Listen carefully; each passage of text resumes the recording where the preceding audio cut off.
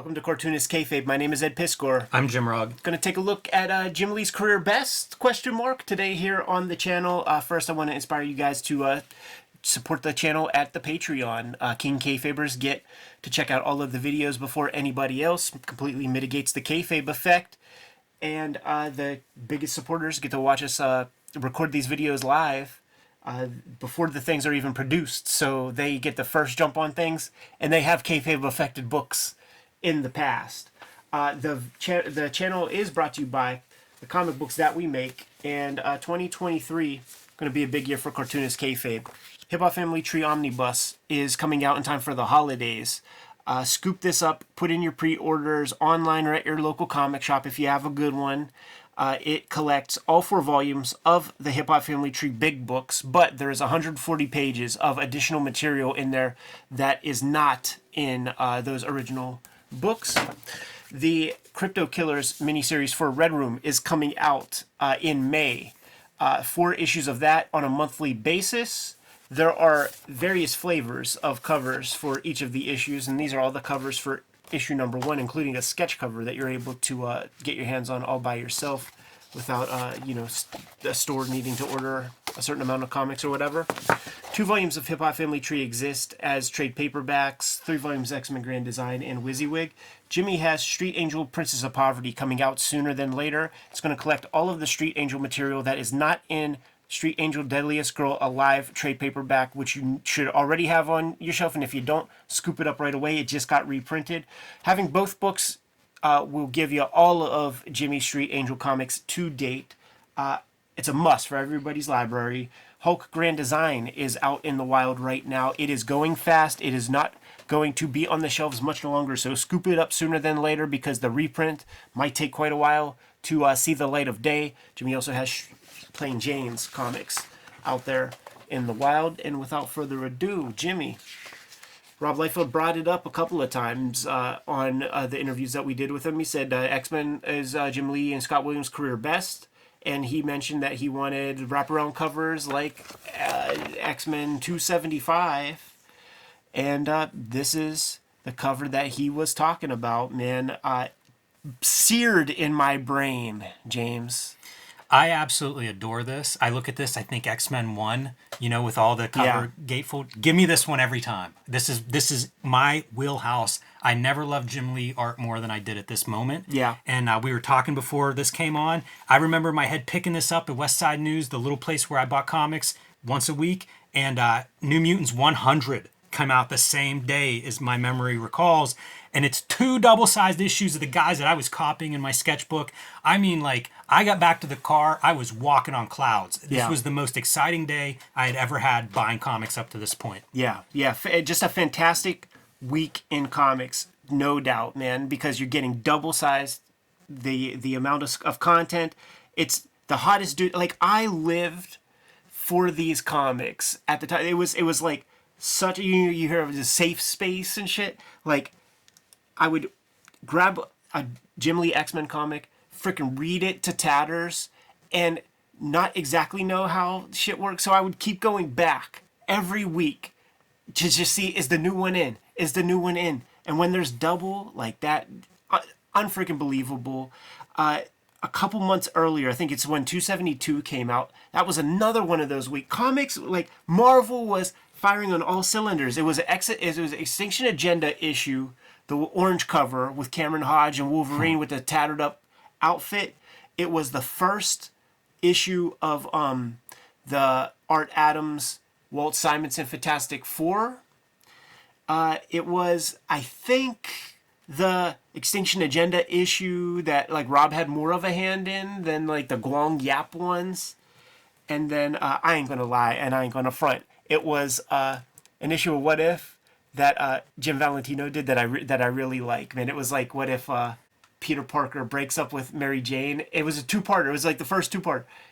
Breaks up with Mary Jane and Black Cat is his chick. And I freaking loved it. I never knew what was coming out then either. Yeah, no. And so if I'd spin that rack and you would get one of your favorite books, it was you'd get that adrenaline almost of the endorphins of oh man, this is the day, this is new Rob Liefeld, this is new Jim Lee. Yeah. It was such excitement whenever you actually spun the rack and this is what comes up.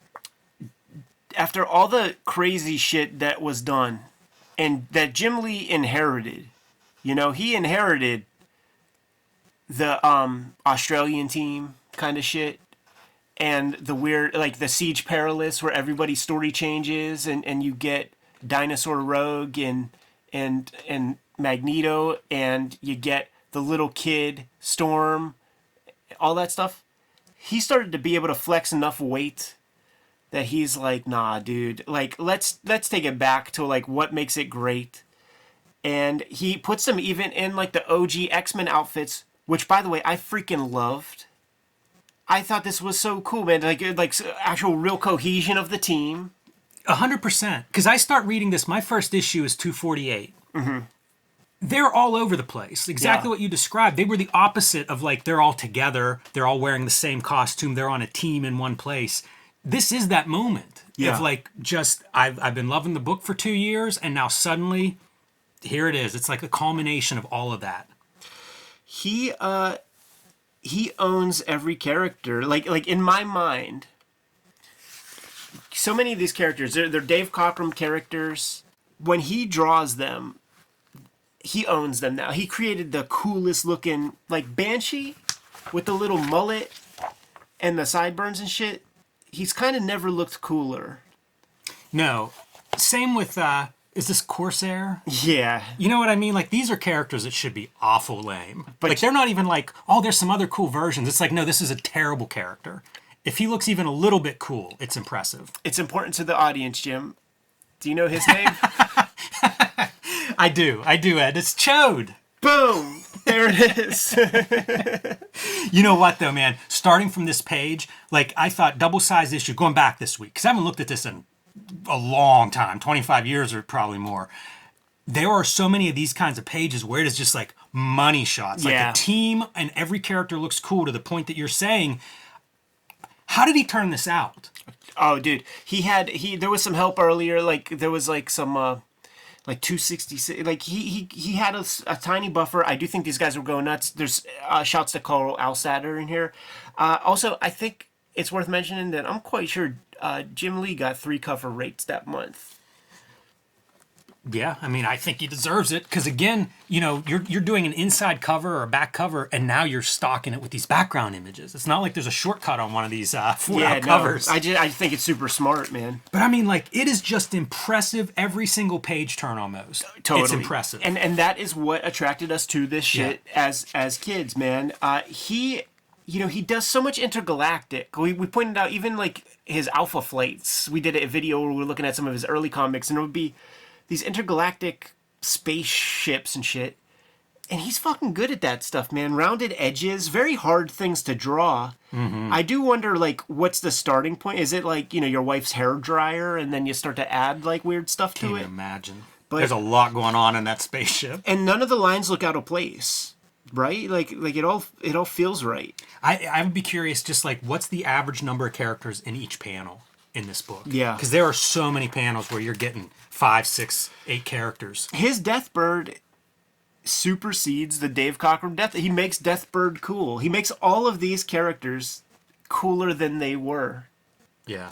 When they were first introduced. Jubilee's a ton of fun in this issue too. Yeah, he leans real hard into his Carrie Kelly shit. I drew this over and over, trying to figure out the hand, the lighting. It just all spoke. Yeah. The density of hair, like this does come from Art Adams to start, but Jim Lee kind of pushed the hair out bigger, wider. He did not abide by that old rule of eyes are, a head is like 5 eyes wide and there's one eyeball of space in between the eyeballs. Like he just pushed that shit super far. Foreshortening of the Deathbird, like if you look at the size of her head, he really is trying to do that depth, like they're coming towards us. Totally. And look at this man, smashes his face into the panel border, dude. Disrespect. You turn the page, you've got 8 panels there on the page. Yeah. Like it's not shortcuts throughout this book. This one's a little bit of a flyer for him so that he could hang out and draw this cool image. Yeah, one of the things that I responded to the most as a kid, just the dynamics of the art was one thing, but cool full body shots. I was into copying art. And I would copy this Jim, like you said. And these comics just had more copyable shit to draw because he was going for these big bombast. Here's that page, dude. Like, let me see how yours has turned out. Yeah. We were joking about this coming in, about how all the black stuff from this ad, all the ink had bled over into our pages. Look at how bad mine is. Yeah, yours is even worse. Yeah. But the lesson there, you can't do this much ink coverage. You know, Right. there were rules about that, and this is the reason why. Yeah, and you just see it all coming off. Totally, man. You just can't have that kind of 4-color, like photographs and stuff. Like, Yeah, it's probably too much ink. 300% coverage or something of your 4 inks. Yeah. It's so funny. I mean, look at that. You could barely even read the Yes. dialogue on this page. But you know, as we're turning through here, you're not seeing close-ups. Like whenever he's drawing 4 panels or 8 panels, like it's not a lot of light. The close-up's a place where you can draw a little bit less. Don't see very many of them. Jim Lee is taking it back to the good old days, and there was the great 2-page spreads that Cochran would do, where it would be the Shi'ar fighters, whatever you call them, the Shi'ar Empire fighting the X-Men, and this is the Jim Lee version of that. Given all the character shine, this would be a heck of a poster. Magnificent. This is one of those pieces that, like, you would want that lettering on vellum so that you could sell it in other ways. But everybody, there's not one character that looks bad here. Everybody looks kind of cool. And listen, Jim did what he could. I never thought that the Shi'ar Empire was cool. You know, like, I don't care about Legion of Superheroes at all. That's some other shit. This is probably as cool as it'll ever look.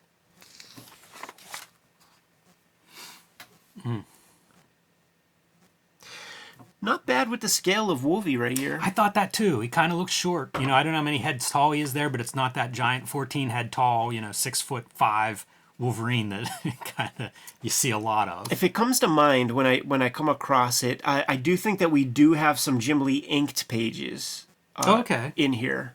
I'll try to keep my eyes peeled for it, but yeah, I dug all this, man. It's incredible going through this now. I know, looking right? back, like it makes so much sense to me how hot he was. I love this panel with the close up of Jubilee here and all these characters, and yet you're still able to create some depth. It's not just a bunch of characters staring at the camera from the same distance. Right. Which would be this page. That one. Yeah, but those are full body shots. Yeah, I know. You know, like you're not helping yourself any with that drawing. Yeah, no, it's true. And like, I would draw like an individual, like I would draw like Leela Cheney and then draw this piece and, that full gambit. I drew that. Like, I copied a lot of this. One of the things I love through this sequence is they're talking about doing like an early morning, like a dawn raid. It's this kind of sky the whole time because it's Antarctica, and this is the the summer month there where you're not getting really darkness. The sun's always up, but it's always in that kind of like dawn color palette. Drew a heck of a Nick Fury.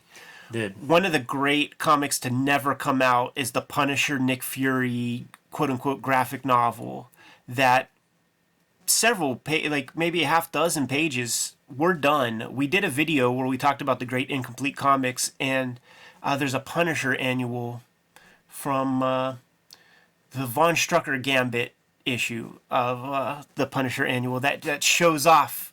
That's my era. Like this exact era is like so fucking entrenched into my DNA, where Jim Lee is showing like it's all money shots with Punisher and Nick Fury. So it's guns, it's this outfit.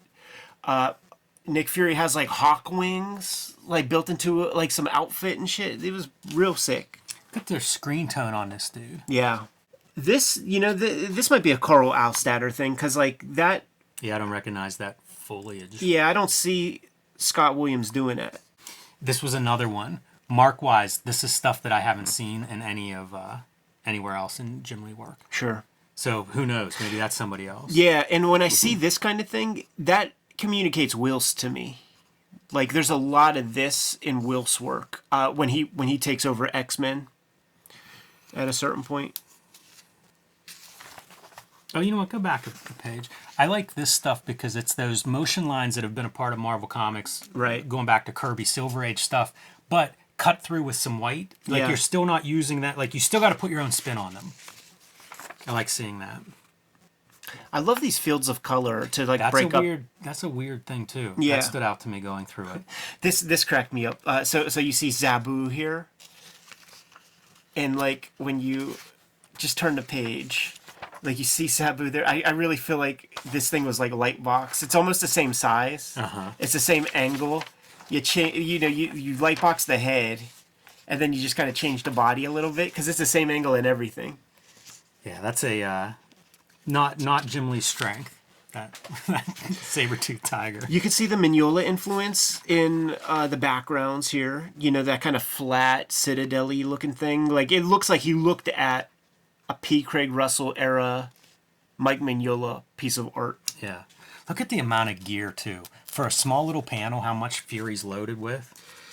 Jim Lee knew, man. We responded to that kind of thing. It's so butch too. Like gotta jank him up so that we could see his muscular chest. Yeah, rip those clothes. Rip that Nick Fury shirt a little bit. See what's under there. Damn, tell me that doesn't look like that P. Craig Russell era of Mike Mignola inking and stuff. Absolutely.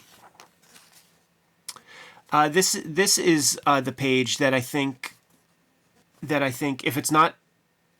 I think Jim Lee's hand is on this. If it's not that Carl Alstadter guy. As soon as you say that, that makes total sense to me. This face 100% looks like Jim Lee inks. And this stuff, I love it. We talk about like Jim Lee not really doing what we see him do in like sketches and things. Yeah. I feel like he's doing some of it here. Dropping like ink. Weird, like dripping ink and letting it spray a little bit, playing with white. Like he does that in his like Twitter, his Twitch sketch, you know, how to draw videos and stuff. This kind of hatching does not look like a Scott Williams mark. It looks like he's really going hard to try to do that Terry Austin stuff. It's neat. It's a cool, like as a spread, I like this spread a lot. Like Shayna's like busting a pose while we're torturing Magneto. Yeah, She's like, let me strike a pose. Showing both their gimmicks out the back. Enjoy that. That's fun. Right. Do you think that he had the laser disc to Terminator and use that for reference for that kind of image? It really is a Schwarzenegger dematerialization Terminator. It is, image. but you know what? If you look at that for a second, the lighting's wrong. Like it's super heavy lighting on the bottom, but that's the part where the light's coming up. Right. Got to shade it out in the Marvel Comics if you want that code. That dude with the giant head, love it. I don't know what he is or who he is or... Maybe he's a regular character, I don't know, but he's very funny there. Yeah, just one of those Savage Land dudes. A lot of comics in this issue. It really is surprising. It makes me wonder, like, you know, I have the subsequent issues. And I do think they are Jim Lee. This is a cool technique that the colorist has applied. Yeah, that's neat. Like a color hold on top of everything with that, I don't know, cyan or something. That is one of those things that is well documented that Chris Claremont lobbied to have great supporting teammates put together these comics. Tom Warzikowski figured out a way to make legible, smaller font typography so that Chris can have more word salads. And he got what he perceived were the best colorists of the time. Look at how much word count. There's so much word, so many words. I think I probably liked that back then. Yeah, because it made the comic last a little longer. You got more for your buying dollar. You know, this is now we're in Magneto's head. Like, it was just all kinds of information. You know, I was trying to learn these characters and what's going on, and Claremont was trying to tell me. He wasn't holding back. You could still see the glimmers of the Barry Windsor Smith in some of these close-ups here. Yeah, it's weird to think of Windsor Smith as an influence, but you can. Like, he's made it his own, and between him and Scott Williams, they sort of made it their own. But there are these patterns of, like, parallel little lines that... On the furrowed brow thing, which no like, fine artist would draw a face that has that stuff. It's something that Barry Windsor Smith created, and guys like Frank Miller would apply that in Ronin and things. And these guys, the next generation just adopted it. I think Magneto looks good there, putting his costume on, like from the top down. Yeah, and then like later on, Jim Lee's gonna be like, you know, what would make Magneto even more of a badass if he had the Superman mullet, because he has a pretty reasonable haircut right there. Look at that, dude. That is a badass little Landra. Jim Lee is just he owns these freaking characters. When he draws them, he pushes their coolness levels. I love that face. Great I don't know design. what that is. Just rando Yeah. alien in the. Yeah, just designs, man. He's always been a good designer of monsters and things. I was reading this, and now we're getting near the end, and I'm like, oh, okay, I think there's like one page to go. There's like 6 more. Like, it's so packed with stuff, this issue. It goes all the way to the end. Like, there's your subscription list, you know, like we are going to go to the very last page. Boy, Wolverine was my favorite then, and I just loved how he was like getting in trouble and fighting everybody and being a badass. And looks like Art Adams may have drawn a panel. You could see the Art Adams so clearly in that piece. Psylocke is his new sexpot character. You know, take all the Betsy Braddock out of her and make her a full hand ninja assassin. It's like he had that design already. Well, I guess he did. It was called Elektra. but definitely very happy with himself. And for those playing at home, we did take a look at that trinity of issues, that trilogy of issues that introduce Psylocke. You can find that in the X-Men playlist. I drew this a bunch of times, man, trying to figure out how to draw that strong superhero body that's also skinny. I don't know if that's the best example. It looks like she can squat about 600 pounds. That's big legs. Yeah. Big legs. Very strong. Oh yeah, you know the cover to this next one, dude. It's the Xavier standing there with like who is it? Wolverine? Yeah, Wolverine. Yeah. All white cover. Look at Orzakowski delivering the Destroyed with some great calligraphy, as the old timers used to call it. Good bounce to it, man. Oh, dude, this lettering I feel like is like the that teacher in that Klaus book where it's like lay down the blunt characters and then just trace them. That's what that totally looks like. And then we round things out with the Krusty Bunker Continuity Studios. Classic. Unmistakable piece of ad art that probably got them paid equivalent to all of the money Jim Lee made on this whole issue. Silver Age DC lettering. Totally. Big on chocolate. Totally. Hand doing that Three Musketeers in perspective, man. Good on them. Dude, that adventure may have come right off of an adventure comic. It is so DC. It's close. But you know what? That's probably what the doctor ordered, man, when the guys on Madison Avenue signed off on things. You know how that shit goes. Make it I'm look sure like it's those a old comics comics. letterer that's handling all the lettering on this page, so it's All probably of it. somebody we know. Yeah, no, all of it. Gaspar Saladino or somebody is passing through Krusty Bunker's territory. There it is, man. Career best, you be the judge, man. Put something in the comments and let us know what you think about your career best, Jim Lee. It will be indicative of the era that people were introduced to his work. So we'll get a lot of Batmans and stuff. But to me, you can't beat this. I feel like Jim Lee is still working out certain stylistic ticks and things. Yeah. And I like that time. Like, there's exploration, there's energy on this page that once he sort of has it all worked out at some point early in X-Men, it changes it becomes colder. Yeah. This stuff is pretty lively to me. I think that's well wow, dude. He must have been pulling just said. A couple all-nighters. 20-hour days, something, because there's a lot in this issue. It's true. Kayfabers, like, follow, subscribe to the YouTube channel, hit the bell, will notify you when new vids are available, and hit the Patreon. King Kayfabers get all the videos before anybody else, but the vids are brought to you by the books that we make. So Jimmy, tell the people what you have out there. Street Angel, Princess of Poverty is my next book coming out from Image Comics in a couple of months. You can pre-order that one now. It collects all the Street Angel comics that are not in Street Angel Deadliest Girl Alive, also available from Image Comics. So pick up both of those. You'll have the complete Street Angel comics in your possession. Other recent books, The Plain Janes and Hulk Grand Design. You can't miss that Hulk, oversized and fluorescent green. You can see it from the moon, but they are selling well, so pick yours up before it's out of print.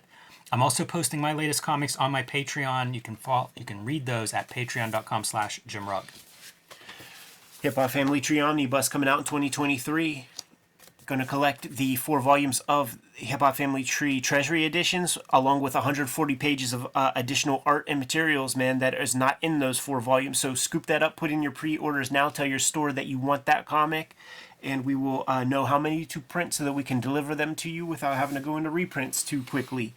There are 4 volumes of Hip Hop Family Tree out there. We're starting up Red Room again in May. Crypto Killers 1 needs to be ordered by your store ASAP. And so that we know how many of those things to print. Going to be coming out on a monthly basis. Each issue is completely self-contained. These are additional covers, variant covers for that first issue, including the sketch cover.